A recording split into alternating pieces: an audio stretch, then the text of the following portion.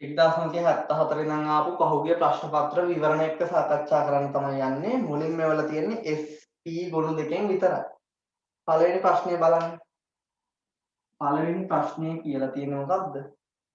Hydrogen ඔක්සිකාරකයක් ලෙස ක්‍රියා කරනුයේ. හයිඩ්‍රජන් H2 ඔක්සිකාරකයක් විදියට ක්‍රියා කරන අවස්ථාවට උදාහරණයක් තමයි අහලා තියෙන්නේ. මොකද්ද ඔක්සිකාරකයක් කියන්නේ? කාරකය කියන්නේ ඔක්සි හරණය වන කෙනාට තමයි ඔක්සිකාරකය කියන්නේ. කහ මාරු වෙනවා. හොඳටම මතක තියාගන්න. ඔක්සි කාරක කියන්නේ ඔක්සි හරණය වන කෙනා. ඔක්සි හාරක කියන්නේ මොකක්ද එහෙනම්?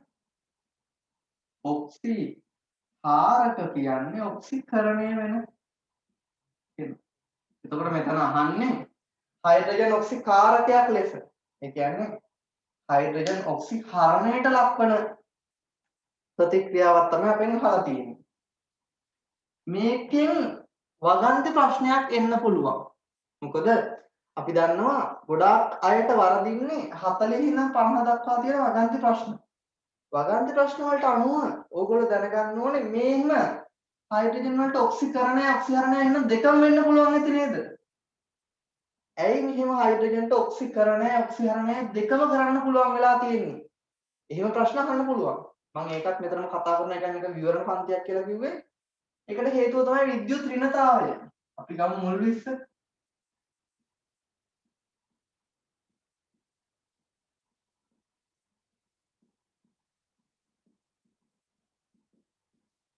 අපි ඊයේත් මේ කතා කරා.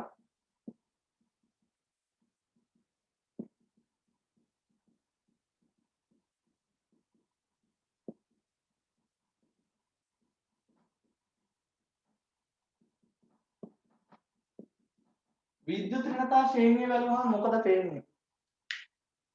හයිඩ්‍රජන් ගත්තොතින් විද්‍යුත් ඍණතාවය 2.1. හයිඩ්‍රජන්ට වඩා විද්‍යුත් ඍණතාවය අඩු අයක් තියෙනවා. ඒතකොට මේ අයත් එක්ක හයිඩ්‍රජන් සංයෝග හදද්දී හයිඩ්‍රජන් වල ඔක්සිකරණ අවස්ථාව මොකද්ද? මේගොල්ලොත් එක්ක සංයෝග හදද්දී හයිඩ්‍රජන් ඍණ එක ඔක්සිකරණ අවස්ථාව පෙන්නනවා. ඒ හයිඩ්‍රජන්ගේ වැඩි නම් ඍණ. මේගොල්ලොත් එක්ක සංයෝග හදද්දී හයිඩ්‍රජන් විද්‍යුත් ඍණතාවය අඩුයි. එහෙනම් හයිඩ්‍රජන් විද්‍යුත් ධන වෙන්න පුළුවන්. එහෙනම් මේ කට්ටියත් එක්ක හයිඩ්‍රජන් ධන එක හදන්න පුළුවන් H+. උදාහරණ HCl වල හයිඩ්‍රජන් ධන එක. H- ගත්තොත් සෝඩියම් හයිඩ්‍රයිඩ් ගත්තොත් මේ ලෝහ කොටස් එක්ක හදද්දී හයිඩ්‍රජන් සංයෝග රිනොක්සීකරණ අවස්ථාව පෙන්වනවා. එහෙනම් මොකද්ද මේ හයිඩ්‍රජන්ගේ ඔක්සිකරණය කියන්නේ? හයිඩ්‍රජන්ගේ ඔක්සිකරණය කියන්නේ H+ බවට පත් වීම. එතකොට හයිඩ්‍රජන්ගේ ඔක්සි හරණය කියන්නේ මොකක්ද? මොකද H2 වල බිඳුවයි ඔක්සිකරණ අවස්ථාව පරමාණු දෙක සමාන නම් විද්‍යුත් ඍණතාව වෙනසක් නැහැ. බිඳුවේ නම් ඍණ එක අවස්ථාවටපත් වීම තමයි ඔක්සි හරණය කියන්නේ. ඔක්සි හරණය වෙන කෙනාට තමයි අපි කියන්නේ මොකද්ද? ඔක්සි කාරකය කියන්නේ. එතකොට අපේ ප්‍රශ්නේ අහලා තියෙන්නේ හයිඩ්‍රජන් ඔක්සි කාරකයක් විදියට හැසිරීම. එහෙනම් හයිඩ්‍රයිඩ් හැදෙන්න ඕන. ඒක හදන්නේ මේ ලෝහ ටිකත් එක්ක. එහෙනම් උත්තරේ මොකද්ද? උත්තරේ අංක 3 තමයි එහෙම තියෙන්නේ. සෝඩියම් හයිඩ්‍රජන් එක්ක ප්‍රතික්‍රියා කරලා සෝඩියම් හයිඩ්‍රයිඩ් සෑදීම. අනිත් ඒවා ඔයගොල්ලෝ බැලුවනම් ඔයගොල්ලන්ටම පේන්නේ ඒවායිදී ඔක්සි හරණයක් නෙමෙයි සිද්ධ වෙන්නේ කියලා. පැහැදිලිද? මම කෙටියෙන්ම පැහැදිලි කිරීම කරා. හොඳට මතක තියාගන්න. හයිඩ්‍රජන්ට මේ විදියට ඔක්සිකරණයටත් ඔක්සිහරණයටත් දෙකටම ලක් වෙන්න පුළුවන් වෙලා තියෙන්නේ යාගේ විද්‍යුත් ඍණතා අගයෙන්. ඒතර හයිඩ්‍රජන්ට බිඳුවේ ඉන්න හයිඩ්‍රජන්ට ධනයකට ඔක්සිකරණය වෙන්නත් ඍණයකට ඔක්සිහරණය වෙන්නත් පුළුවන්.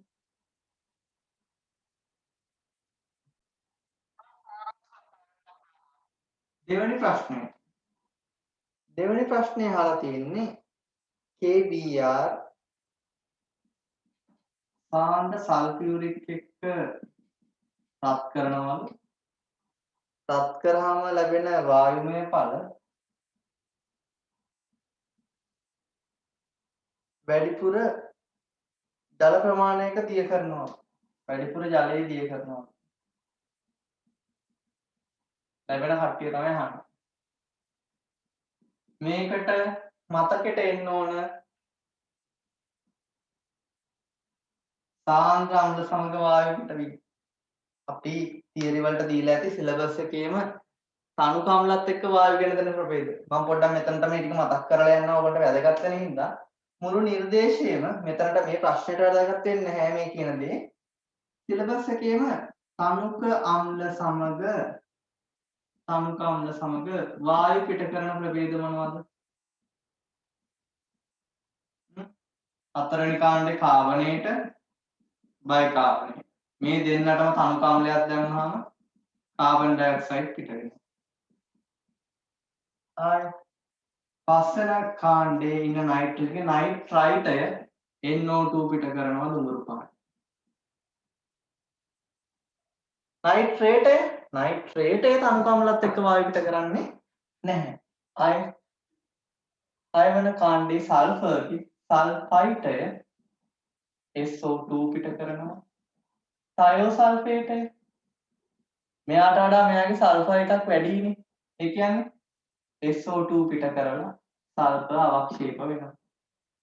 සල්ෆයිඩයට දැම්මොත් H2S පිට කරනවා. එතකොට ඔය කට්ටිය තමයි තණුක අම්ලත් එක්ක වායු පිට කරන්නේ. මොකද අපේ ඔළුවේ තියෙන ඕන නිර්දේශයම තණුක අම්ලත් එක්ක වායු පිට කරන කට්ටිය. එහෙනම් ඊළඟට අපි බලමු සාන්ද්‍ර අම්ලත් එක්ක වායු පිට කරන කට්ටිය. සාන්ද්‍ර අම්ල සමග වායු පිට කරන ප්‍රභේද. තණුක අම්ලත් එක්ක පිට කරපු හැමෝම සාන්ද්‍ර අම්ලත් එක්ක කොහොමත් පිට කරනවා. මොකද තණුක එක්කෙනත් එක්ක දුන්නා නම් සාන්ද්‍ර එක්කෙනත් එක්ක කොහොමත් දෙනවා. එහෙනම් අපි මෙතනදී විශේෂයෙන් කතා කරමු සාන්ද්‍ර අම්ල එක්ක පමණක් ගෙන දෙන කට්ටිය. සාන්ද්‍ර අම්ල සමග පමණක්. ඒ කියන්නේ තණුක අයත් එක්ක ගෙන දෙන්නේ නැහැ. කවුද ඉන්නේ?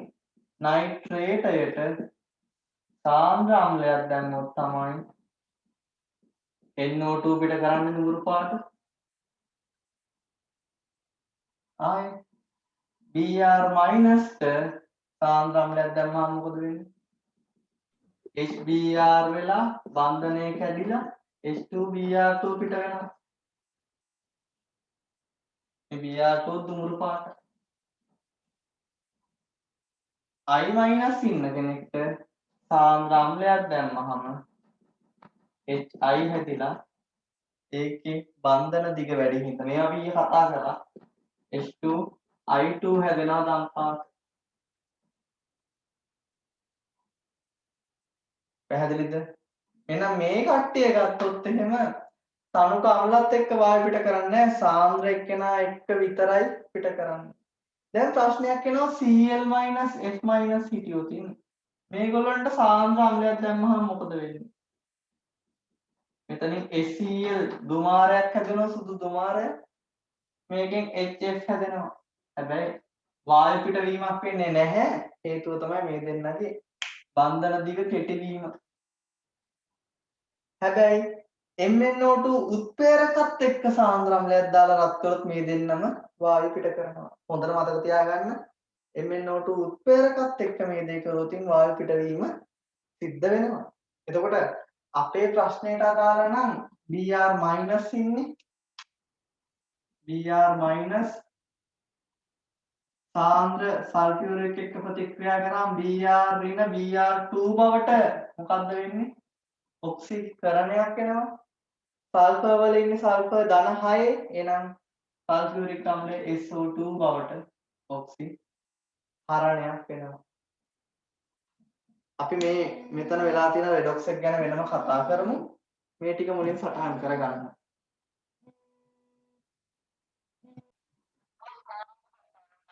දැන් මේ රෙඩොක්ස් එක තමයි වෙන්නේ. Br- Br2 බවට ඔක්සිකරණය වෙනවා. සල්ෆියුරික් අම්ලයේ ධන 6 ඉඳන් ධන 4ට ඔක්සිහරණය වෙනවා. එතකොට මෙතන අපි කරන්නේ වායු ජලයේ දියවීමක්. අපේ සිලබස් එකේ වායු ජලයේ දියවීම ආපු තැන් මොනවද? අපිට එක තැනක් ආව නයිට්‍රජන් වල ඔක්සයිඩ් ජලයේදී වීම. NO N2O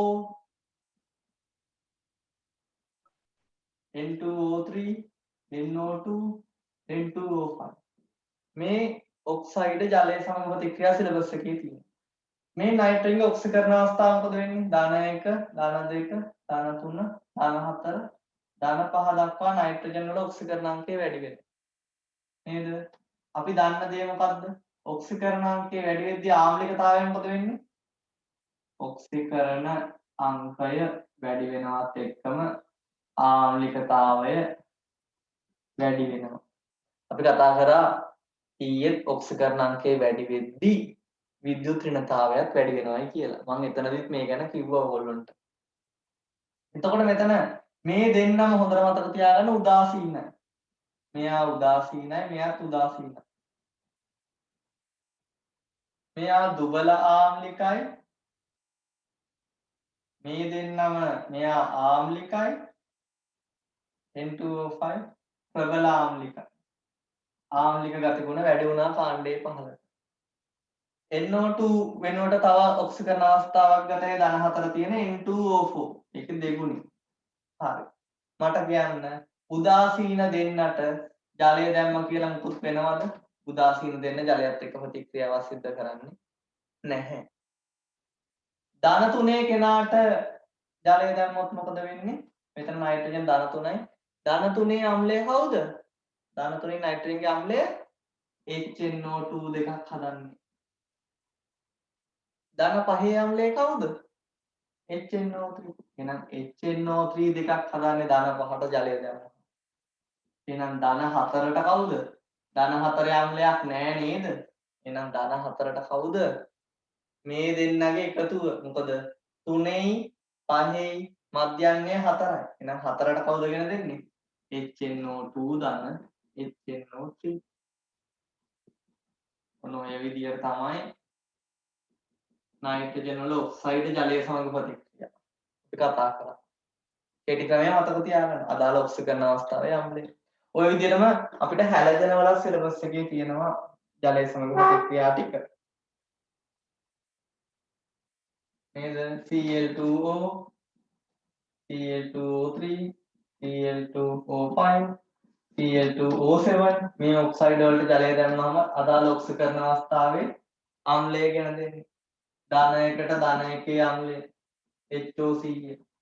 ධන 3ට ධන 3 අම්ලය HClO2. ධන 5ට ධන 5 අම්ලය HClO3. ධන 4ට ධන 7 අම්ලය HClO4. ඔය විදිහට සිලබස් එකේම වායු ජලය සමග ප්‍රතික්‍රියා නැත්නම් ඔක්සයිඩ් ඕන එකක් ජලය සමග ප්‍රතික්‍රියා හරිය ලේසි මතක තියාගන්න. P2O5 වලට ජලය දැම්මහම ෆොස්ෆරස් ධන 5 H3PO. ආය ජලය සමග ප්‍රතික්‍රියා අපට අහු වෙනවා පාලසන කාණ්ඩයේ ක්ලෝරයිඩ් ජල විච්ඡේදනයේ සිලබස් එකේ තියෙනවා. ඒ යටතේදී අපට එනවා NCl3 PCl3 ASCl3 SbCl3 BiCl. මේ කට්ටිය ජලය සමග ප්‍රතික්‍රියා අපිට සිලබස් එකේ එනවා. මොනවද ජලය සමග ප්‍රතික්‍රියාවල ලැබෙන්නේ? NCl3 වලට ජලය දැම්මම මොනවද ගෙන දෙනවා කිව්වේ? අම්ලයකුයි බෂ්ණයකුයි දෙකම ගෙන දෙන අවස්ථාවක් තමයි NCl3ට ජලය දැමීම. මොනවද ගෙන දෙන්නේ? HOCl උයි ඇමෝනිය. මේ ප්‍රතික්‍රියා ඔක්කොම ලියලා තුලිත කරන හැටි ක්‍රමයක් කියා දීලා ඇති. PCl3ට ජලය දැම්මම ෆොස්ෆරස් 13 අම්ලය H3PO3. ෆොස්ෆරස්ගේ PCl5 ගත්තොත් PCl5ට ජලය දැම්මම H3PO4 ධන 5 අම්ලය නැත්තම් POCl3 ගන්නත් පුළුවන්. ධන 3 H3ASO3 අනිත් Cl ගෙන් කවුද ගෙන දෙන්නේ? HCl ගෙන දෙනවා මේ හැමෝගෙම. හැබැයි හොඳට මතක තියාගන්න NCl3ට ජලය දැම්මම HCl නෙවෙයි හැදෙන්නේ HOCl. ඒක විශේෂයි. ඒක ගොඩාක් අයට පැටලෙන අවස්ථාවක් තමයි මේක. NCl3ට ජලය දැම්මම HCl නෙවෙයි අම්ලයේ විදියට එන්නේ HOCl. අනිත් ඔක්කොම කට්ටිය HCl තමයි ගෙන දෙන්නේ. SbCl3 මේ අවසාන ප්‍රතික්‍රියා දෙක ප්‍රත්‍යාවර්තයි. හැබැයි ඇත්තටම ගත්තොත් එහෙනම් අපේ නිර්දේශ නැතුණාට මේ ACL3 කියන එක ප්‍රත්‍යාවර්ත ප්‍රතික්‍රියාවක්. හැබැයි අපේ නිර්දේශය නම් තියෙන මේක ප්‍රත්‍යාවර්ත නෙවෙයි කියලා. SbCl3 වලට ජලය දැම්මම හොඳ නිරීක්ෂණ දෙකක් ඇති වෙනවා. සුදු පාට අවක්ෂේප ඇති වෙනවා. SbOCl BiOCl කියන සුදු පාට අවක්ෂේපත් එක්ක තමයි Cl ඇති වෙන්නේ. මේ ප්‍රතික්‍රියා දෙකම අපි ලෙචටලිය මූලධර්මය ආදර්ශනය කරන්නත් යොදා ගන්නවා. පැහැදිලිද? ඔන්න මම ජලය සංගතියන් ටික ඔක්කොම කතා කරා. ආයේ අපිට එක තැනක් තියෙනවා ජලය සංග ප්‍රතික්‍රියා. SO2 ගේ ජලය සමග ප්‍රතික්‍රියාවෙන් තමයි SO2 ගේ විරංජනය කතා කරන්න තියෙන්නේ. සිලබස් එකේ SO2 ගේ විරංජනය යටතේ SO2 ජලය සමග ප්‍රතික්‍රියාව තමයි කතා කරන්න තියෙන්නේ. ආයේ හැලජන වල වායු ජලය සමග ප්‍රතික්‍රියා ටික අපි කතා කරනවා. Cl2 ට ජලය දැම්මම HCl HOCl, Br2 ට ජලය දැම්මම HBr HOBr, I2 ජලය සමග ප්‍රතික්‍රියාව දුර්වලයි. ඒකින්ද I2 දිය කරේ Ki ජලීය ද්‍රාවණයක් වගේ. Ki3 හදනවා. ඔන්න ඉනෝගනිකල ගොඩාක් මතක් කරා. හරිද? මේ ටික එහෙනම් සටහන් කරගන්න ඕනේ ඉක්මනට සටහන් කරගන්න. මේ ප්‍රතික්‍රියාවෙන් ලැබෙන ඵල දෙක SO2 Br2 අපි ගත්තොත් එහෙනම් ජලය සමග ප්‍රතික්‍රියා SO2 ගේ ජලය සමග ප්‍රතික්‍රියාව අපට තියෙන්නේ SO2 වල විරංජනය යටතේ. SO2 ගේ විරංජනය ගැන මම පොඩ්ඩක් මතක් කරන්නම්කෝ. SO2 ගේ විරංජනය తాවකාලික විරංජනයක්ද ස්ථිර කරන්න. తాවකාලිකයි. මේක වෙන්න නම් තෙතමනය තියෙන්න ඕන. තෙතමනය කියන්නේ ජලය තියෙන්න ඕන. එහෙනම් කොහොමද මේ විරංජනය සිද්ධ වෙන්නේ? පළවෙනියටම SO2 ජලයේදී වෙලා H2SO3 හැදෙනවා. මේක ඇත්තටම ප්‍රත්‍යාවර්තයි. ඒක ඇත්තටම වෙනවා. මේ H2SO3 හැදෙන H2SO3 ධන 4 ඔක්සිජන් අවස්ථාවෙන් මෙයා තව වැඩිපුර ජලයේදී වෙනවා. මෙයා වැඩිපුර ජලයේදී වෙලා මොකක්ද හැදෙන්නේ? H2SO4 හැදෙනවා. H2SO4 එක තව හැදෙන කෙනෙක් කවුද? පරමාණුක හයිඩ්‍රජන්. මෙතනදී පරමාණුක හයිඩ්‍රජන් ඇති වෙනවා. හොඳට මතක තියාගන්න. SO2 මගින් සිද්ධ වන විරංජනයේදී SO2 ජලයේදී වෙලා H2SO3 හැදෙනවා. ඒ හැදෙන H2SO3 තවදුරටත් ජලයේදී වෙලා H2SO4 පරමාණුක හයිඩ්‍රජන් වෙලා. ඒතර අවසානයේට අපි එක ප්‍රතික්‍රියාවක් විදිහට ගත්තොත් එහෙම මේ හැදෙන H2SO3 වැඩිපුර ජලයේ එක්ක ප්‍රතික්‍රියා කරමින් අවසාන වෙන්නේ SO2 ජලාණු දෙකක් එක්ක ප්‍රතික්‍රියා කරලා H2SO4 පරමාණුක හයිඩ්‍රජන් වල ලැබෙන එක. මෙන්න මේ විරංජනයට දායක වෙන්නේ මේ පරමාණුක හයිඩ්‍රජන්. පරමාණුක හයිඩ්‍රජන් කැමති නෑ මේ විදියට ඉන්න. එයා කැමති මොනවා විදියට ඉන්නද? හයිඩ්‍රජන් අයනයේ විදියට ඉන්න. ඉලෙක්ට්‍රෝන ඉවත් කරලා H+ වෙන්න තමයි එයා කැමති. ඒතර මේ පරමාණුක හයිඩ්‍රජන් කරන්නේ මොකක්ද? ඉලෙක්ට්‍රෝන පිට කරලා H+ වෙනවා. එතකොට මේ මාධ්‍යයේ ඉඳපු අපිට විරංජනය කරන්න ඕන වර්ණවත් ද්‍රව්‍ය මොකද කරන්නේ? වර්ණවත් ද්‍රව්‍ය කරන්නේ මොකද්ද? මම වර්ණවත් ද්‍රව්‍ය X කියලා ගන්නවා. ඔක්සිකරණයක් වෙන්න නම් අනිවාර්යයෙන්ම මොකද්ද වෙන්න ඕන? ඔක්සිහරණයක් සිද්ධ වෙන්න ඕන. එතකොට මේ ඉන්න වර්ණවත් ද්‍රව්‍ය ඔක්සිහරණයට ලක් වෙනවා ඉන්න ඉලෙක්ට්‍රෝන ලබාගෙන. හැබැයි අපි දන්නේ නැහැ කොච්චර ඉලෙක්ට්‍රෝන ප්‍රමාණයක් ඕනද කියලා මෙයාට ඔක්සිකරණය වෙන්න. අපි හිතමු n ඉලෙක්ට්‍රෝන ප්‍රමාණයක් ඕන කියලා. එහෙනම් x n ඍණ හදනවා. මෙයාට n ඉලෙක්ට්‍රෝන ප්‍රමාණයක් ඕන නම් ඔක්සිහරණය වෙන්න මේ ප්‍රතික්‍රියාව n ශීඝ්‍රතාවයකින් වෙන්න ඕන. මොකද මෙයා පිට කරන ඉලෙක්ට්‍රෝන තමයි මෙයා ලබා ගන්න. මෙයා n ඉලෙක්ට්‍රෝන ගන්නවා මෙයා n ශීඝ්‍රතාවයකින් වෙන්න ඕන. ඒකට මේක අපිට එකපාර ලියන්න පුළුවන්. ඒකට අවසාන වෙලා තියෙන්නේ මොකක්ද? හයිඩ්‍රජන් පරමාණු n ප්‍රමාණයක් x එක්ක ප්‍රතික්‍රියා කරලා NH+ දාන්න xn ඍණ හදනවා. එහෙනම් මොකද්ද මේ විරංජනය කියන්නේ? විරංජනය කියන්නේ ට්‍රෙඩොක්ස්. මෙතනදී මොකද්ද වෙන්නේ? මෙහිදී SO2 මගින් සිදුවන විරංජනයේදී මොකද වෙන්නේ? වර්ණවත් ද්‍රව්‍ය ඔක්සිහරණයට ලක් වෙන්නේ. නිතරම ABCD ප්‍රශ්න වලට අහන දෙයක්. SO2 මගින් සිදුවන විරංජනයේදී වර්ණවත් ද්‍රව්‍ය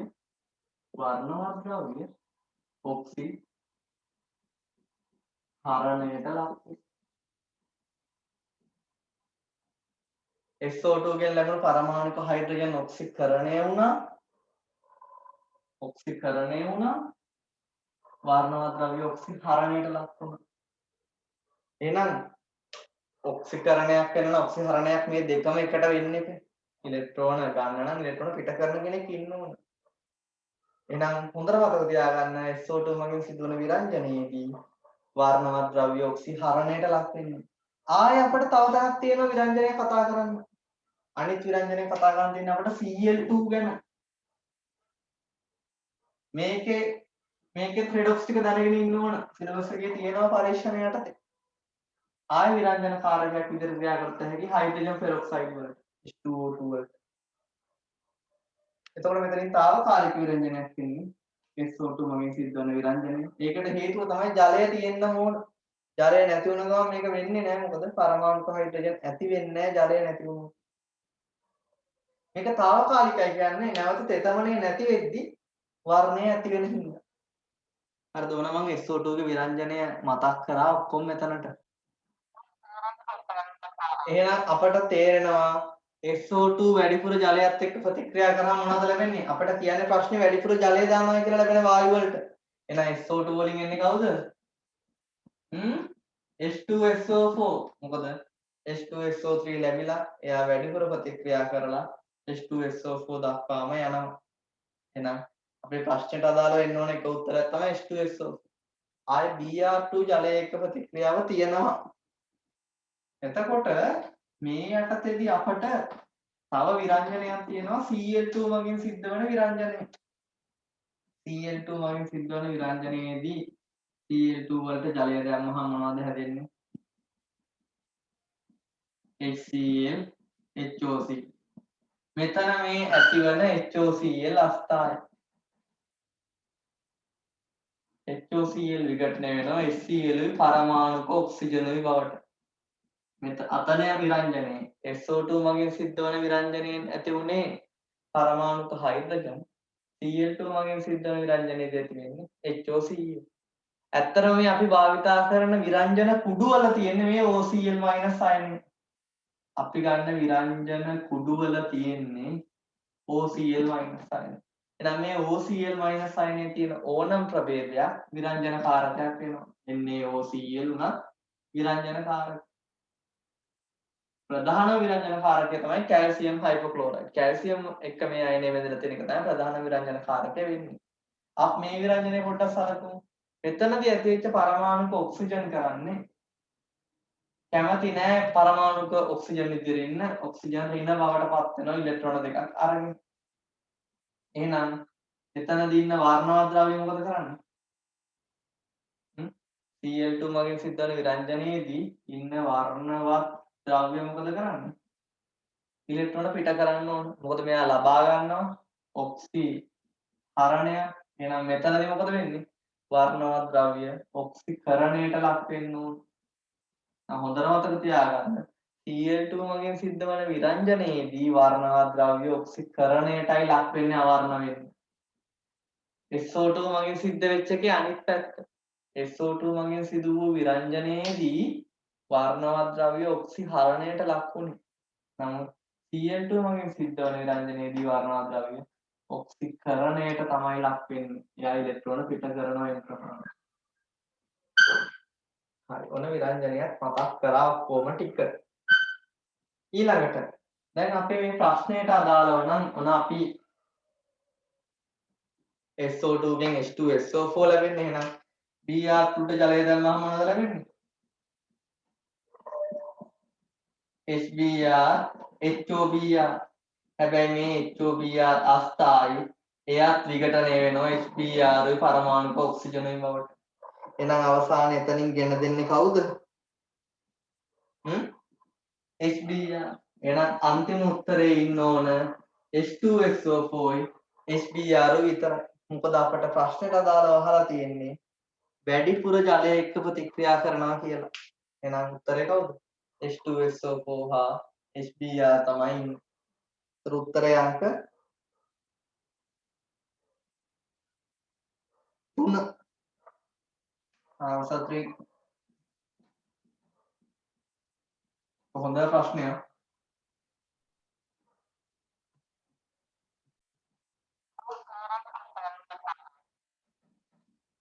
තුන්වෙනි ප්‍රශ්නය අහලා තියෙන්නේ ආවර්තා වගුවේ කැල්සියම් මූලද්‍රව්‍ය සීන්සියම් වලට පහළින් ඇතලු. සීන්සියම් වලට පහළින් කැල්සියම් මේ පළවන කාණ්ඩයෙන්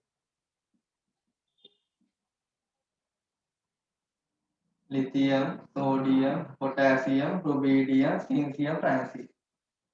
ඊට පස්සේ කියනවා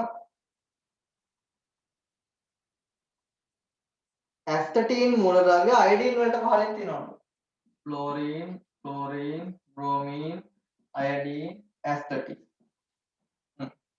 17 වෙනි කාණ්ඩේ හැලජන ශ්‍රේණියෙන් දීලා තියෙන ඇස්ටටීන්.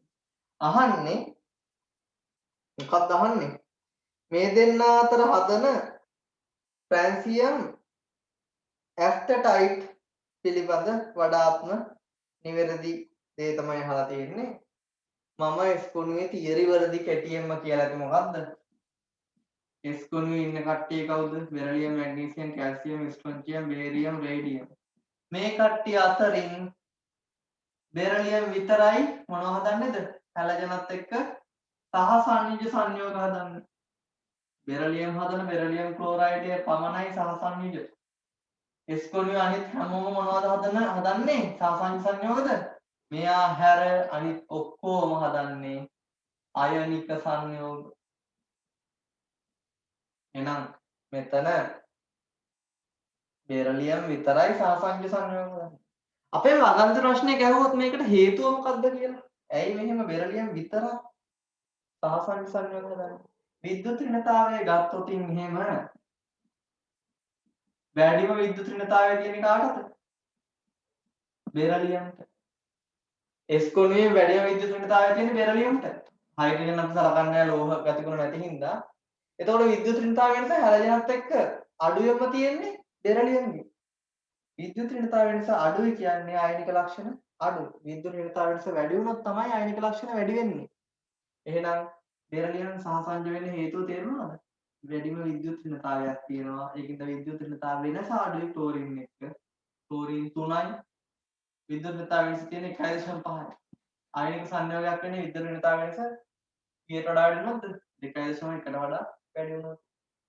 එහෙනම් මේ අපිට දීලා තියෙන ට්‍රැන්සියම් ඇස්ටටයිට් කියන්නේ අයනික සංයෝගයක්. එහෙනම් අයනික සංයෝග වල ලක්ෂණ මොනවද? ප්‍රාථමික අන්තර්ක්‍රියා. බන්ධන පාඩමේ ප්‍රාථමික අන්තර්ක්‍රියාවට තමයි අයනික සංයෝග වල ලක්ෂණ කතා කරන්නේ. බලන්න ඉනෝගනික වලට ඔන්න බන්ධනක් සම්බන්ධ වෙලා. මොනවද අයනික සංයෝග වල ලක්ෂණ? ඉහළ ද්‍රවාංක තියෙනවා. ඉහළ තාපාංක තියෙනවා. ජලයේ හොඳට දිය වෙනවා. ආයි ජලීය හෝ විලීන ද්‍රාවණ විද්‍යුතය සන්නායනය කරනවා. ස්පටික විදියට විදුලිය සන්නායනය වෙන්නේ නැහැ. ජලීය විලීන ද්‍රාවණ විදුලිය සන්නායනය කරනවා. හේතුව තමයි සචල ආයන තියෙන්න ඕන. එහෙනම් අපේ ප්‍රශ්නයට අදාළව පළවෙනිට කියන මේක සාසංජ සංයෝගයලු. ඒක වැරදි. දෙවෙනි උත්තරේ කියන ජලයේ ද්‍රාව්‍ය සංයෝගයලු. ඔව් දෙක තමයි එහෙනම් උත්තරේ. තුන කියනවා ජලයේ අද්‍රාව්‍යලු වැරදි. ජලයෙන් වියෝජනය කරන සංයෝගයලු. මෙතනින් ජලයේ වියෝජන වෙන්නේ නැහැ. මොකද අයනික සංයෝග ජලය වියෝජනය කරනවද? කැටායන. කැටායන මොකද්ද කරනවද ජලය? සජලනය කරනවා කියලා කිව්වේ. අපි ඊයේත් කතා කරා එක ස්කොණුවේ කැටායන සජලනය ගැන. නෑ ඒකත් වැරදි. පහ තියෙන්නේ ඉහත සඳහන් එකක්වත් වීමට ඉඩ නැත. දැන් උත්තරය අංක 2.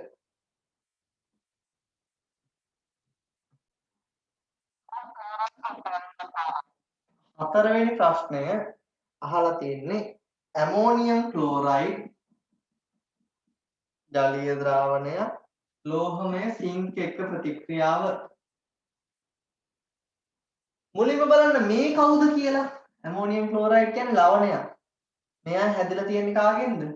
ඇමෝනියාගෙනුයි HCl ගෙනුයි. දැන් බලන්න මෙතනින් ප්‍රබල අය ඉන්නවද දුබල අය ඉන්නවද? සිලබස් එකේම අම්ල භස්ම ප්‍රබල කවුද දුබල කවුද කියලා මතක තියෙන්න ඕන. එහෙම නැතුව මේ දේ කරන්න බෑ. මම ඒකත් ඉක්මනට මතක් කරන්නම්කෝ. සිලබස් එකේ ඉන්න ප්‍රබල අම්ල ටික කවුද? HClO4 HI HCl HBr HF දුබල අම්ලයක්.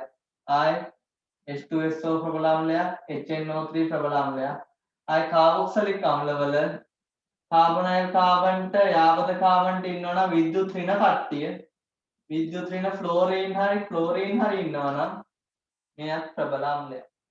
ඔච්චරමයි syllabus එකේ ප්‍රබල අම්ල ඉන්නේ. එහෙනම් මේ කට්ටිය හැර ඉන්න වෙන ඕනෑම කෙනෙක් දුබල අම්ලයක්. හරි ප්‍රබල ටික මතක තියාගන්න. දුබල ටික ඉතින් ඊටු ටික විතරයි. ප්‍රබල භස්ම මොනවද සිලබස් එකේ ඉන්න? පළවන කාණ්ඩයේ සියලුම හයිඩ්‍රොක්සයිඩ් ප්‍රබල භාෂ්මිකයි. Lithium, sodium, potassium, rubidium, caesium, francium. මේ හැමෝම ප්‍රබල භාෂ්මිකයි. දෙවන කාණ්ඩයේ යටම ඉන්න ස්ට්‍රොන්චියම්, බේරියම්, රේඩියම් ලගේ හයිඩ්‍රොක්සයිඩ් ප්‍රබල භාෂ්මිකයි. තව එක්කෙනෙක් ඉන්නවා. මෙයාත් ඕගනික් වලින් ඉන්න එකම ප්‍රබල භස්මය. තව එක්කෙනෙක් ඉන්නවා ඕගනික් වලින් එන ප්‍රබල භස්මයක් චාතුර්ථක ඇමෝනියම් හයිඩ්‍රොක්සයිඩ්. නයිට්‍රජන් ධනට R කාණ්ඩ 4ක් වැදලා ඉන්න හයිඩ්‍රොක්සයිඩයක් ප්‍රබල භාෂ්මිකයි. ඔච්චරයි සිලබස් එකේ ඉන්නේ ප්‍රබල භස්ම. එහෙනම් ප්‍රබලයෝ ටික දන්නවා, ප්‍රබල අම්ල ප්‍රබල භස්ම ටික දන්නවා, ඊටු කට්ටිය ඔක්කොම දුබල. එහෙනම් ඇමෝනියා කියන්නේ දුබල භස්මය. HCl කියන්නේ ප්‍රබල අම්ලය. එහෙනම් ලවණයට එන්නේ කාගේ ලක්ෂණද? ලවණයට එන්නේ ප්‍රබලයාගේ ලක්ෂණ. එහෙනම් ලවණය මොකද වෙන්නේ? ආම්ලිකයි. එහෙනම් නිකන් මේ සිංක්ට අම්ලයක් දාලා වගේ. එහෙනම් මේ අහලා තියෙන සිංක්ට අම්ලයක් දාලා වගේ. ඊට පස්සේ මතක් වෙන්න ඕන ලෝහ තනුක අම්ල සමග ප්‍රතික්‍රියාව. මොකක්ද ලෝහ තනුක අම්ල සමග ප්‍රතික්‍රියාවට මන් දීලා තියෙන කෙටි ක්‍රමය? විද්‍යුත් රසායනික ශ්‍රේණියේ හයිඩ්‍රජන්ට ඉහළින් ඉන්න ඔක්කොම තනුක අම්ලත් එක්ක H2 පිට කරනවා. නේද? එහෙනම් විද්‍යුත් රසායනික ශ්‍රේණිය කියන්න බලන්න මගේ කෙටි ක්‍රමේ ලයින්, කලේ, කැත, නංගිට, මගේ, අල්ල, මැදින් තුනක්.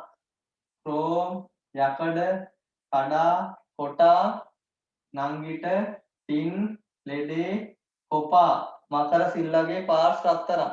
නේද? මෙතන ලෙඩයි කොපයි අතර තමයි හයිඩ්‍රජන් ඉන්නේ.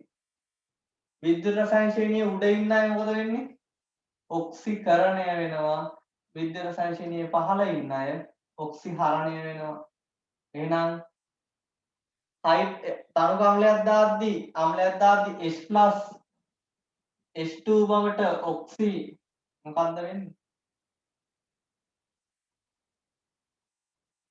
හරණයක් වෙන්නේ. හයිඩ්‍රජන් ධනයකේ ඉඳන් බිඳුවට ඔක්සිහරණය කරලා H2 පිට කරන්න පුළුවන් වෙන්නේ. තනුක අම්ලත් එක්ක H2 පිට කරන්න පුළුවන් වෙන්නේ විද්‍යුත් රසායන ශ්‍රේණියේ හයිඩ්‍රජන්ට ඉහළින් ඉන්න කට්ටිය විතරයි. එහෙනම් සිංක් කියන්නේ විද්‍යුත් රසායන ශ්‍රේණියේ හයිඩ්‍රජන්ට ඉහළින් ඉන්න කෙනෙක්. මම විද්‍යුත් රසායන ශ්‍රේණියත් ඔක්කොම සින්දුවකින් දීලා තියෙන්නේ. තාප වියෝජන සිලබස් එකේම කියලා දීලා තින්නේ විද්‍යුත් රසායනික ශ්‍රේණියම තමයි. මතකයි නේද ඒ ටික? එහෙනම් මොකද්ද මෙතන වෙන්නේ? ඇමෝනියම් ක්ලෝරයිඩ් වලට සිංක් දැම්මම මොකද වෙන්නේ? අනිවාර්යයෙන්ම අම්ලත් එක්ක සිංක් H2 පිට කරනවා. සිංක් මෙයත් එක්ක සිංක් ක්ලෝරයිඩ් හැදෙනවා. NH4+ වලින් ඇමෝනියා පිට වෙනවා. එහෙනම් මොනවද ලැබෙන්නේ? අම්ල එක්ක ප්‍රතික්‍රියා කරනවා වගේම තමයි මෙතන නිකන් හයිඩ්‍රජන් වායුව පිට වෙනවා, ඇමෝනියා පිට වෙනවා, සිංක් ක්ලෝරයිඩ් හැදෙනවා. අපේ ප්‍රශ්නේ අහලා තියෙන්නේ මොකක්ද අපේ ප්‍රශ්නේ අහලා තියෙන්නේ? පිටවන වායුන් මොනවද? හයිඩ්‍රජනුයි ඇමෝනියම්.